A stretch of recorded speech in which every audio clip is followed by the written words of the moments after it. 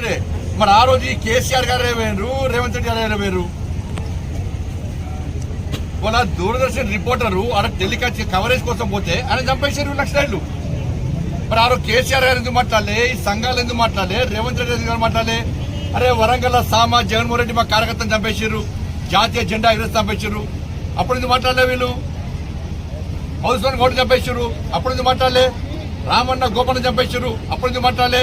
మీ Congress party నాయకులను చంపేసారు చాలా మంది. శ్రీపారావు గారు అజాత శత్రువు శ్రీపారావు గారిని చంపేస్తే వాళ్ళ కాంగ్రెస్ పార్టీ నాయకులను చంపేశారు. కేసీఆర్ గారు టీడీపీలో ఉన్నప్పుడు టీడీపీ నాయకులను చంపేశారు, అప్పుడు ఎందుకు మాట్లాడలే? కేసీఆర్ గారు ఎందుకు మాట్లాడలే? రేవంత్ రెడ్డి ఎందుకు మాట్లాడారు? పోటీ పడి మాట్లాడే ప్రయత్నం చేస్తున్నారు. కేంద్ర బలగాలను మైండ్స్ పెట్టి ఇదే ములుగు ఫారెస్ట్ లో చంపడము వీళ్ళు సమర్థిస్తారా? ఇతర నాకు సమర్థిస్తారా? చర్చలు జరిపే ప్రసక్తి లేదు. వాళ్ళు తుపాకీ వీడాల్సిందే, పోలీసులకు లొంగిపోవాల్సిందే, వాళ్ళ ప్రవర్తన మార్చుకోవాల్సిందే.